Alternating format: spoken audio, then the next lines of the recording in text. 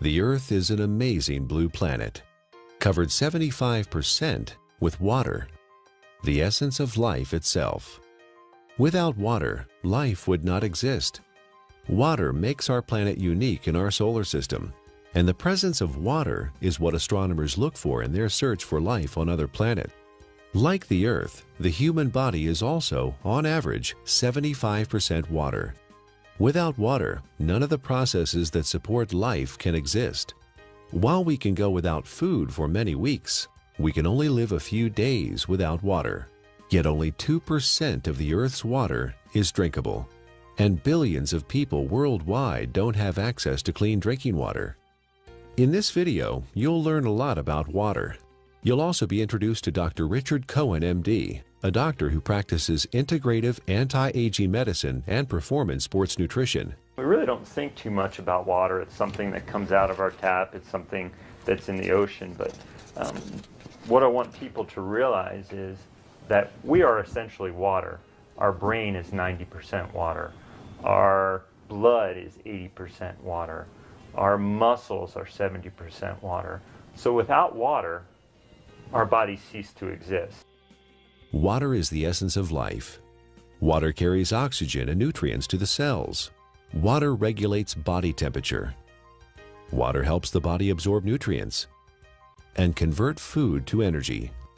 Water protects and cushions vital organs and cushions the joints.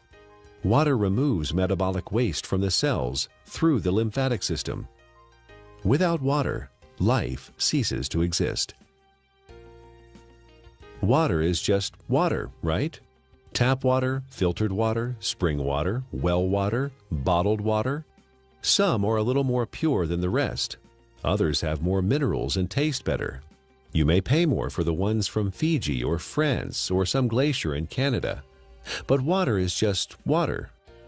Or is it? Volumes have been written on the subject, and the truth is, not all water is the same. Where did water come from?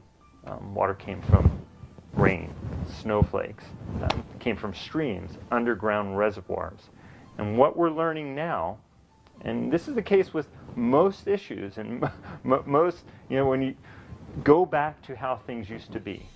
So if we look at water, the way it used to be, there are 3 or 4 structural and biochemical differences than what exists today.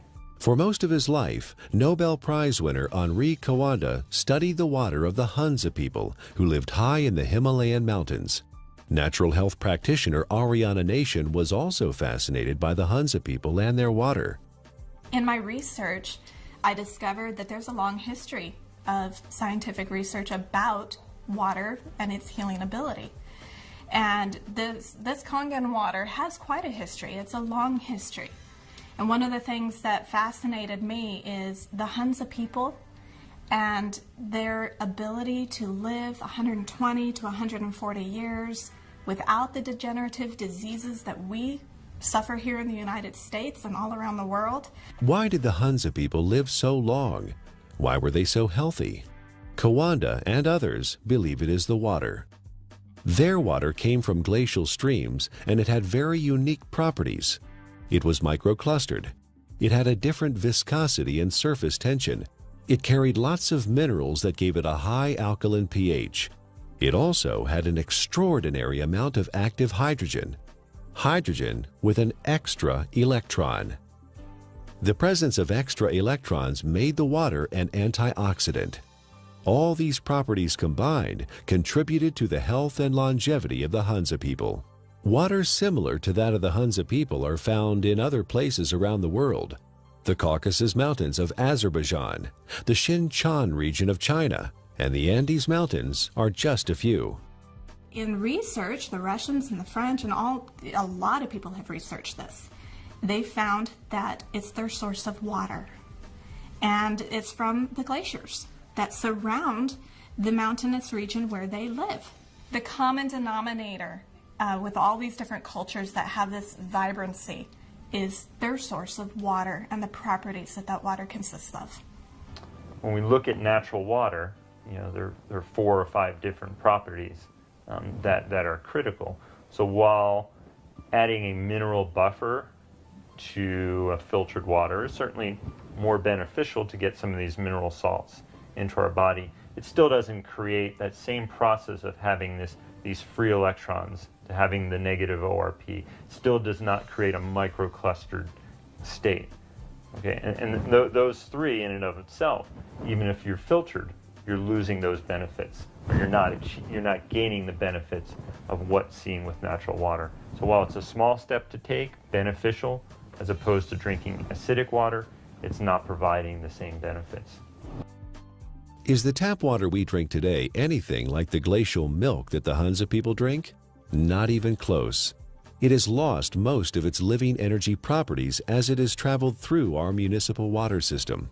It is free of pathogens most of the time, but now carries chlorine, fluoride, and chlorine byproducts.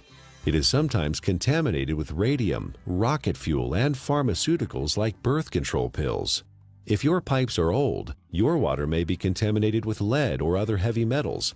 And if the water where you live is acidic, water treatment plants add lye or ammonia to make it neutral. Not exactly glacier milk, is it? Where going back to the natural state of water is essential and critical for health. But we haven't done that, have we? Instead, we came up with a better answer: bottled water. Last year, Americans spent more on bottled water than on iPods or movie tickets. $15 billion. Every year, we pitch 38 billion water bottles into landfills. Over $1 billion worth of plastic. Only 9% of plastic water bottles are recycled. 91% become litter or landfill. A large percentage of this trash finds its way to the oceans, where it ends up part of a floating island in the Pacific, twice the size of Texas.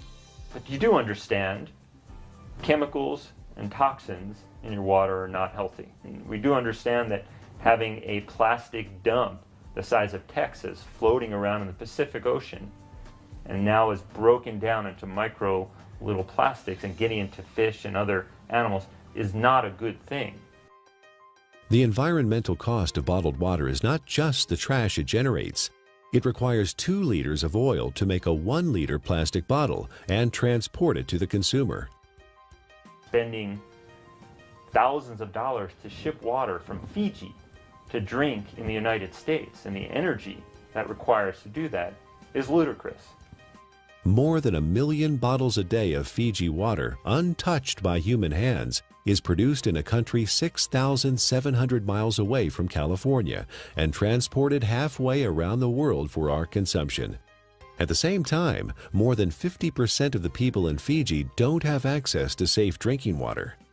Oh, by the way, you might want to know that by the time Fiji water gets to you, it is only slightly alkaline and has a positive ORP.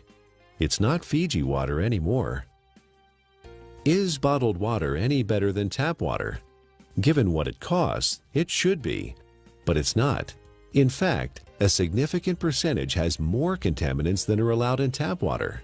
Most of it is purified municipal tap water that has been cleaned up through reverse osmosis, which not only removes chlorine and other contaminants, but strips the water of all minerals. Reverse osmosis also wastes 4 to 10 gallons of water for every gallon produced. In Japan, RO water is known as dead water. Nearly all bottled water we tested came out as acidic. Even spring water that should be alkaline came out acidic. Even worse is that all bottled water we tested had a highly positive ORP, or oxidation reduction potential. Water that has a negative electrical charge, like the natural ancestral waters, is best. Bottled water may be clean, but it does not have the life-giving properties of natural water. Finally, there's the cost factor. It's hard to believe, but if you consume the amount of water you should every day from bottled water, you'd spend over $2,000 per year. Over 15 years, the lifespan of the best water ionizer on the market. That adds up to a lot of money.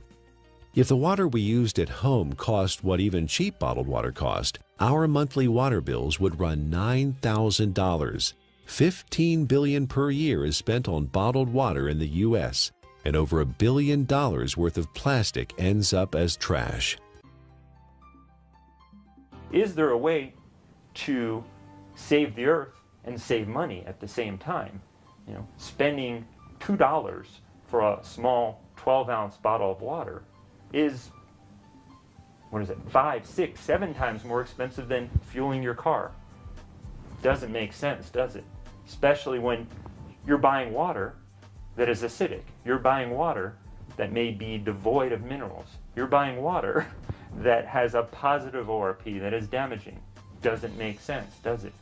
Maybe there's a way to produce your own clean water.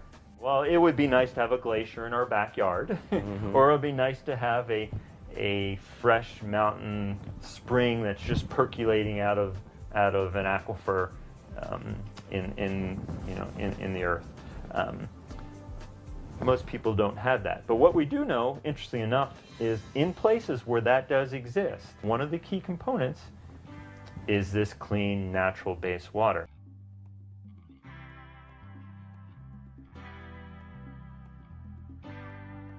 If you care about the earth and your pocketbook and are currently drinking purified bottled tap water, get a carbon filter for your faucet and use a safe, reusable water bottle. However, if you want to improve your health, drinking ionized alkaline Kangen water is a better choice. Like natural ancestral waters, it is microclustered, contains alkaline minerals, and has a negative ORP, making it an antioxidant, and it costs a little more than $1 a day for unlimited amounts.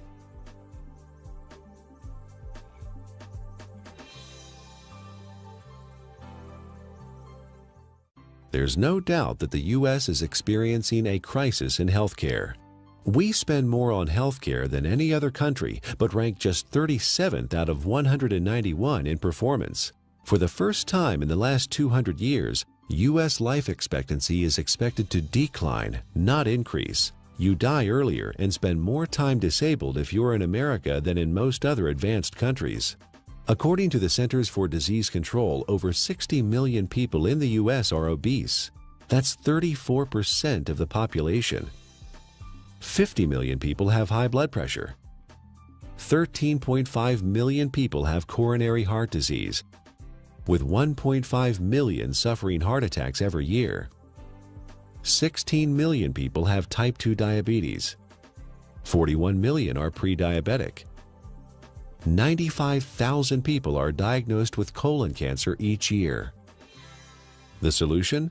A pill for every ill and an ill for every pill. The pharmaceutical industry is a $680 billion giant, and our lifestyle keeps them in business.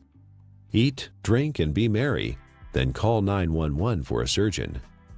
Fortunately, we are experiencing a paradigm shift, a sea change in how many people view their health, from treatment of symptoms to prevention and optimal wellness, from disease care to health care.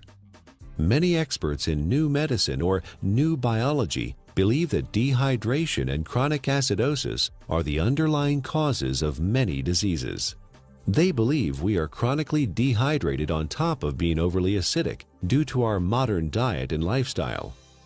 These two factors combined set the stage for the development of most, if not all, illness. Most people don't believe that dehydration is a problem because they drink fluids, coffee, tea, soda, etc.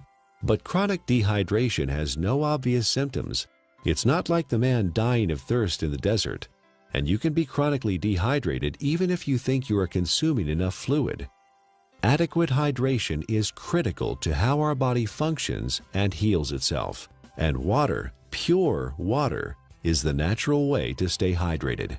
What we need to understand is what is water and what is not water. We as a civilization, or as a modern civilization or modern culture, have begun to think of water as tea, as soda, as milk, as energy drinks, as coffee. It has water or liquid substance to it, but it is not water. Okay? Even what comes out of our tap and what is in the bottled water. While structurally may be the water molecule, once we understand how water exists in its natural state before modern times, we'll realize that even that is not necessarily the water that our body evolved to exist on. How can one determine if they're drinking enough water is the question. First thing is, if you're thirsty, you're way behind. Okay, that's a clear point. Our thirst mechanism doesn't kick in until we're already slightly dehydrated.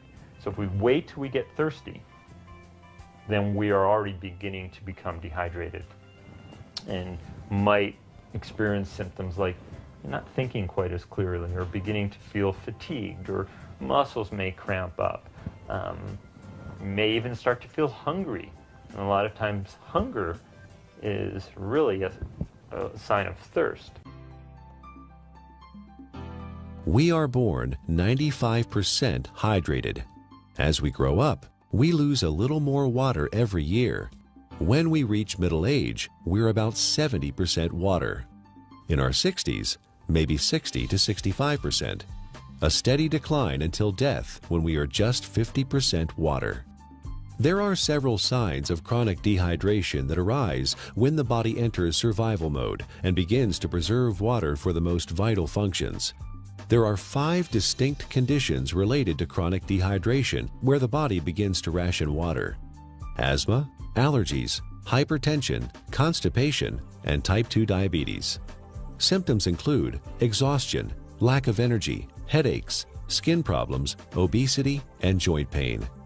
Finally, and perhaps most importantly, the acid-alkaline balance of the body is disrupted, leading to chronic low-grade acidosis and a host of modern diseases related to that condition. Don't wait until you're thirsty. Have a glass of ionized water. It's microclustered, alkaline, and contains active hydrogen and bicarbonate buffers. Critical is first thing in the morning. Wake up and have a big glass of water. Make sure you drink a big glass of water through the day and see how you feel. It's sometimes incredible, and the effects can be very dramatic because people have never really had clean, natural water.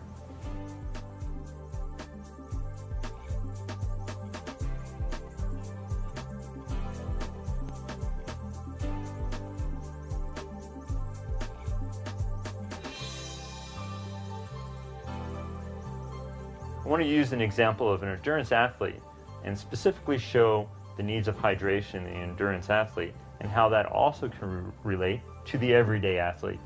The person who's mowing their lawn and taking care of their kids, who is working, going to the gym,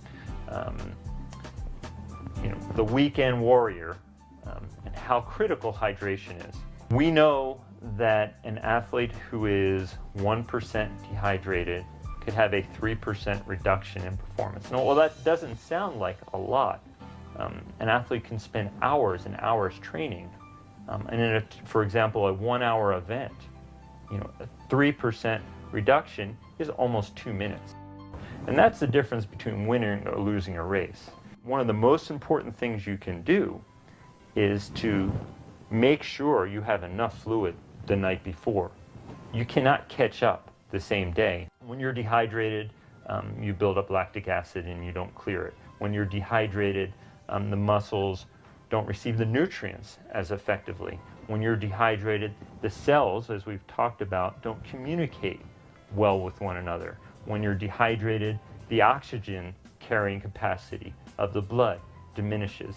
So you can see oxygen, energy production, neurological connections between cells are all critical to that endurance as well as the power athlete.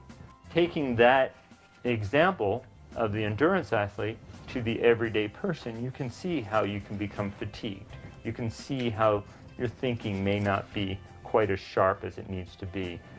You can see how hunger could play a role, or you begin to yawn, or your muscles are a little bit tight from sitting in the same place throughout the day. Hydration is critical. It's critical to the athletic endurance performer.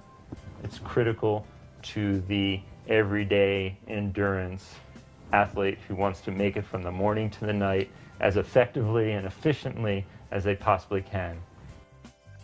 Alkaline ionized water is a great choice for hydration for competition athletes, recreational athletes, and everyday people because it is microclustered, and the free hydrogen and bicarbonates help neutralize acid buildup and toxins.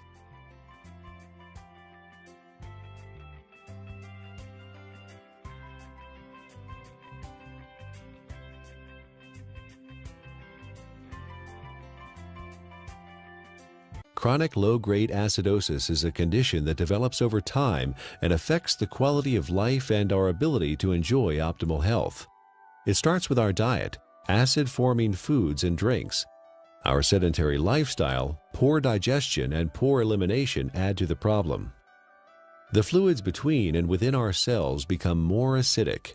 To maintain balance, the body mobilizes buffers, minerals, and hydroxyl ions from the bones and other tissues. This, in turn, leads to osteoporosis, and the overall process results in poor health, chronic illness, arthritis, and sluggish lymph system. An acidic condition for the body is very unhealthy. When the body is chronically acidic, illnesses can develop. Think of your cells like a fish in a bowl of water. When the fish are sick, what do? Do you give them a pill? Of course not. That would not solve the problem at all. They would still be sick. You change the water, give them the proper pH and ORP so they thrive. pH stands for potential hydrogen and is a measure of the acidity or alkalinity of a solution. pH is neutral at 7.0. Above that is alkaline, below that is acidic. It's a logarithmic scale.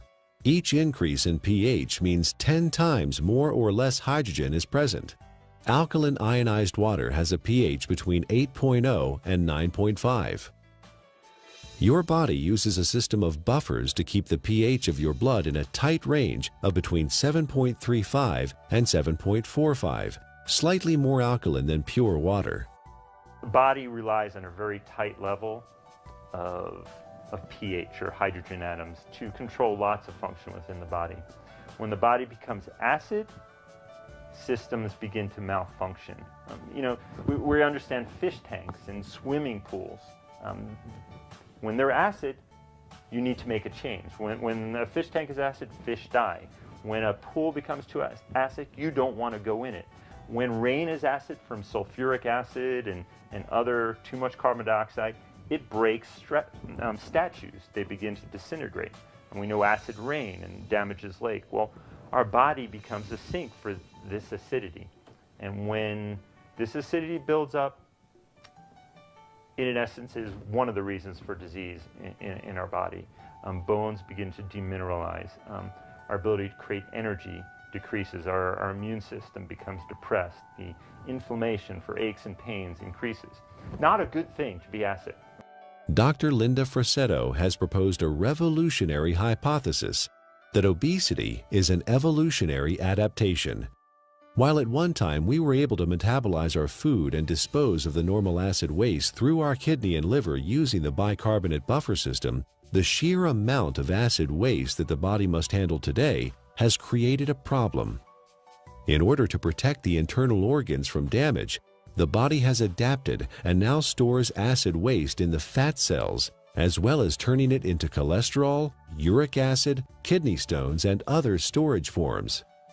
In her book, The Chemistry of Success, Dr. Susan Lark describes the effects of chronic low-grade acidosis. First, you tend to tire easily and become fatigued, retain toxins and heavy metals, lack energy to achieve your goals, become more pessimistic, develop chemical sensitivities, experience stiffness and joint pain, brain fog, and chronic fatigue.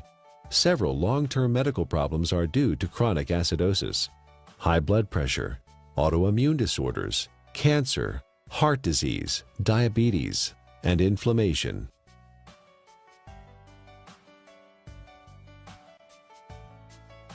%80 of the foods we consume leave behind acid waste that the body has to deal with. A trip down the modern grocery store aisle finds very few alkaline-forming foods. Even the foods we think of as wholesome and nutritious leave behind metabolic waste products that are acid. And of course, junk food falls into the acid-forming category. Most of the fluids that people consume today are acid. Sodas contain citric acid, energy drinks, phosphoric acid, and caffeinated beverages, and coffee, and many different commercial teas. Sugar, acid. Tap water, acid. Not a good thing for our system. Natural water is alkaline. Fruits, vegetables are alkaline. Stress-reducing activities are alkaline. So you see the link here. Things that are beneficial to our body tend to be alkaline creating. It allows the body to buffer damage of its processes of energy production. In addition to our diet, there are several ways our modern lifestyle increases the acid load on the body. Physical and mental stress reduce oxygenation and blood flow and increase muscle tension. Strong emotions like anger, fear, hostility, anxiety, or excitement. Vigorous exercise, which produces lactic acid, pyruvic acid, and CO2, decreasing muscle pH. Frequent airplane travel with cabin air lower in oxygen and higher in CO2. Over-the-counter and prescription medicines and vitamins. All these things produce more acid for the body to deal with. Consuming more acid is like consuming and sucking life out of your system. You have a certain ability to buffer that, and you will break down. So water in its more alkaline state, it provides it more of a capacity, to handle some of the stressors of life that we face, or the choices that we face. Drinking ionized alkaline water, the equivalent of ancestral or glacial water, is an affordable, practical, and accessible solution to provide the body with a constant stream of alkaline bicarbonate buffers to neutralize acidity with no side effects. The cycle of wellness begins with a diet that contains more alkalizing foods and ionized alkaline water. Moderate exercise, good digestion, and complete daily elimination are also important. This leads to more alkaline fluids within and outside of the cells. Calcium and other minerals support bone density instead of being used as buffers. An alkaline body leads to better digestion, less illness, fewer colds or flu, a feeling of well-being, better lymphatic flow, more energy and stamina. Alkaline ionized Kangen water provides hydration, alkaline buffers, and antioxidant activity, which keeps the body in homeostasis, allowing it to heal itself.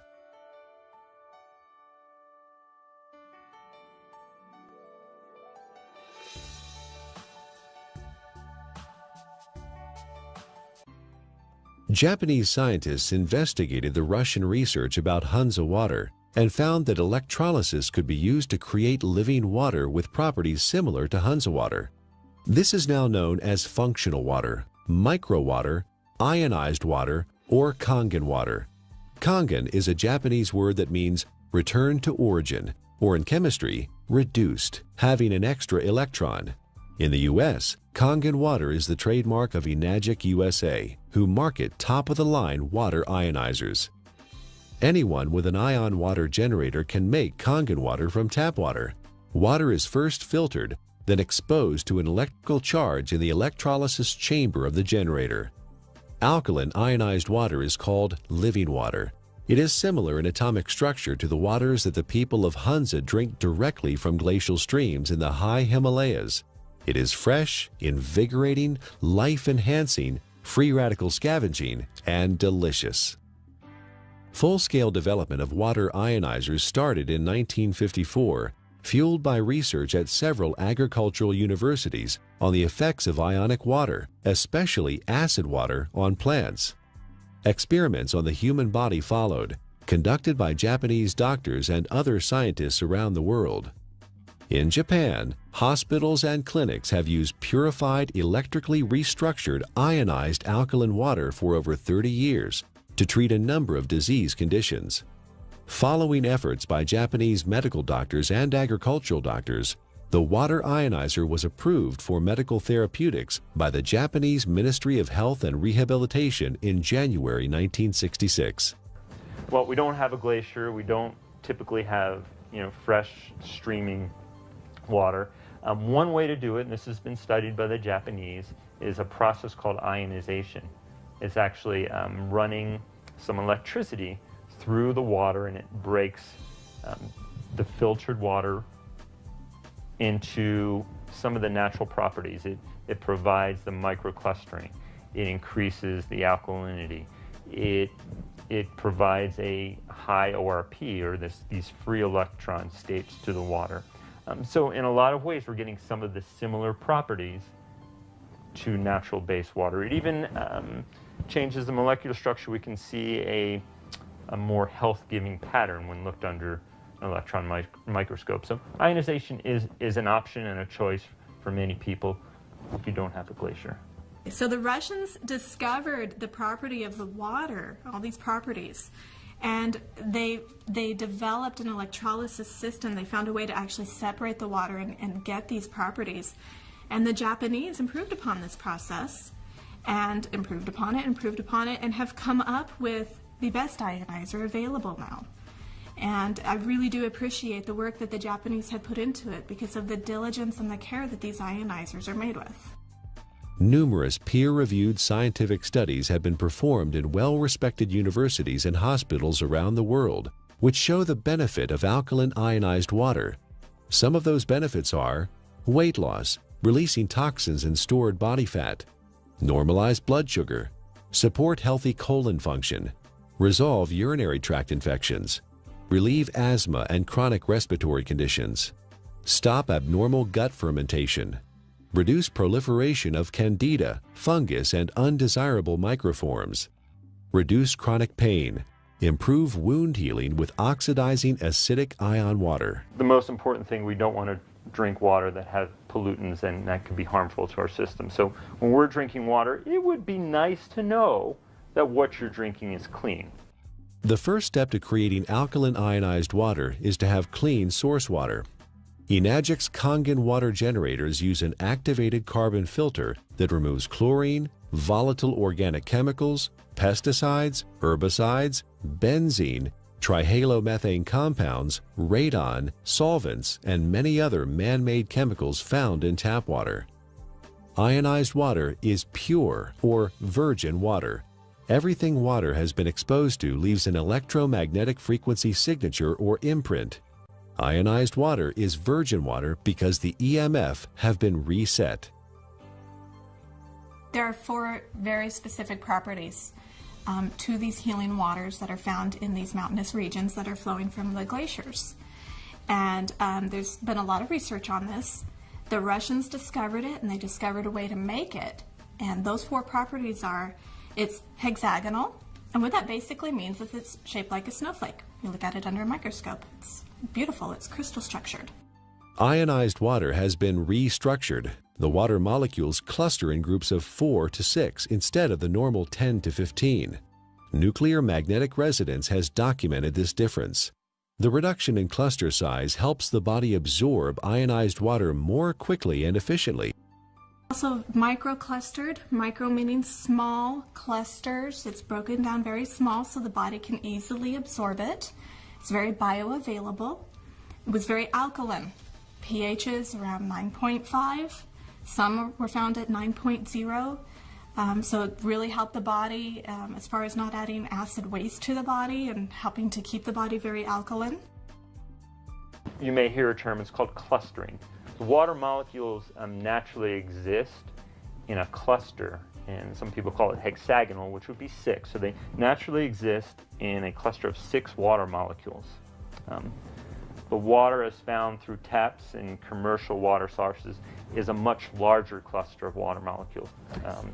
There are many beneficial properties to that, and it enhances the body's ability to hydrate. I was really excited when I started actually to quote-unquote play with the water in my own kitchen with different supplements, with powders and tea and oil and all the different things that I worked with. And you could really see the life to the water. I could put, for example, my green vegetable powder drink in Kangen water versus a bottled water and a tap water, and actually see that this water has an energy to it. In fact, it will stir itself and become very, very absorbable, and you can watch that happen within the water. You can watch it make tea instantly, whereas other waters cannot do that. It cannot get in and penetrate those nutrients and pull those nutrients out and put it right in the water where you're drinking it, where it can then go in and penetrate your cell walls at that same level.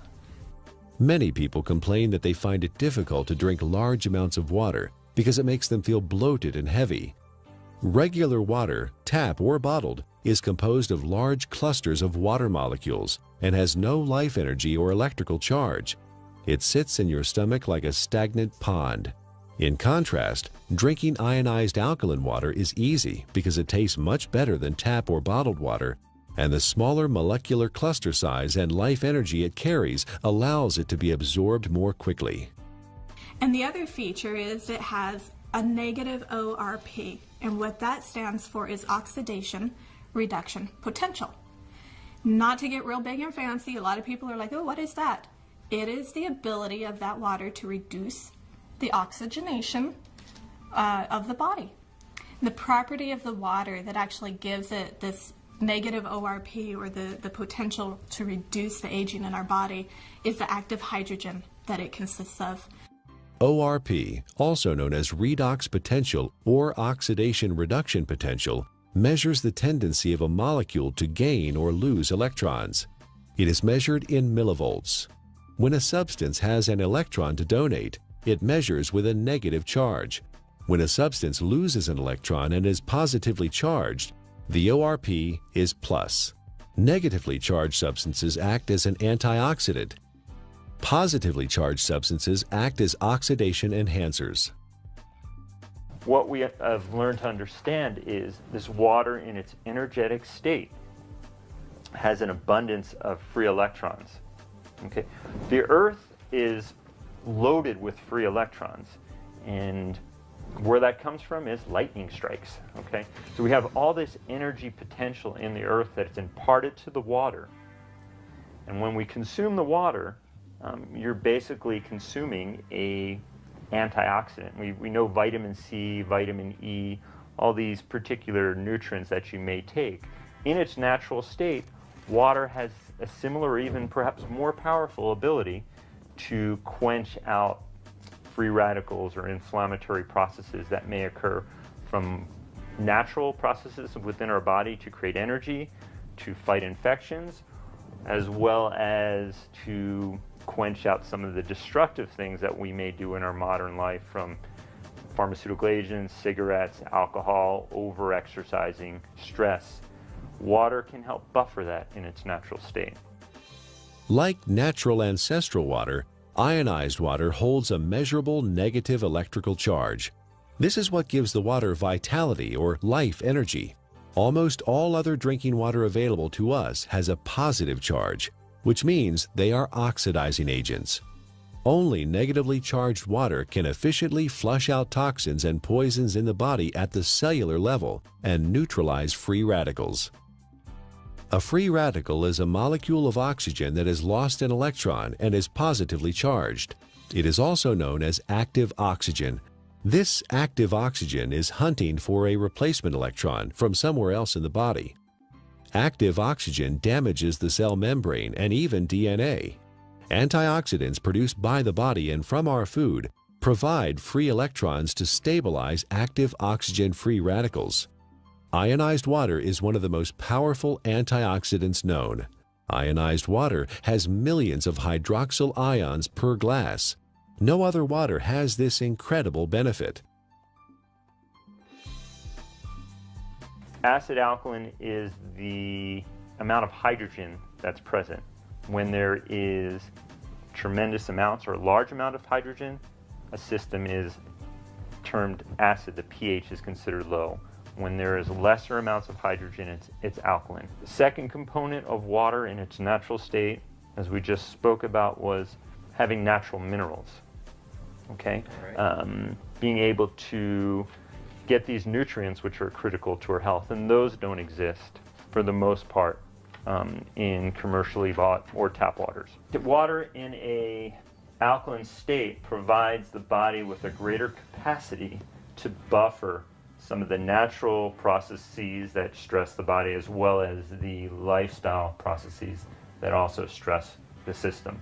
And drinking water in a natural alkaline state provides you with a substance that is not acid, that is not damaging to your system. So you can look at it from two different ways, eliminating all the unhealthful things that we don't even think about and consuming clean, natural base water. Is ionized alkaline water safe for anyone to consume? Certain medical conditions require fluid restriction, so you should follow your doctor's advice. For these people, because of the unique imbalances that are created, extra fluid is not processed well. So the standard conventional mechanism, don't take fluid because you can't process it. Let's minimize it. While the cells intracellularly are starving. See, the problem is that the fluids can no longer get into the cells effectively. Is it because people are not drinking or haven't drinking natural water? Certainly one component of it. It has to do with the health of the actual cellular membrane. So for these people, well, I don't want to say drink all the water you can, but I think you will find for whatever water that you can, or fluid that you can, by consuming water in a natural state, you may begin to enhance the intracellular component of the water and lessen some of that extracellular water that exists. And in doing so, you may find that your fluid intake may gradually increase, and that would be beneficial. How that helps your ultimate condition, obviously it is an unknown since there's many factors involved.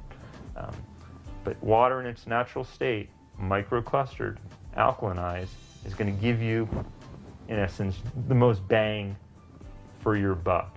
Don't waste your fluid on coffee. Don't waste your fluid on energy drinks or sodas. Absolutely not. That's just going to make your condition worse. All water is not created equal. We encourage you to try ionized alkaline natural water. Ask the person who gave you this DVD for a free sample of Kangen water. For references and resources about the topics covered in the DVD, go to ionwatertruths.com.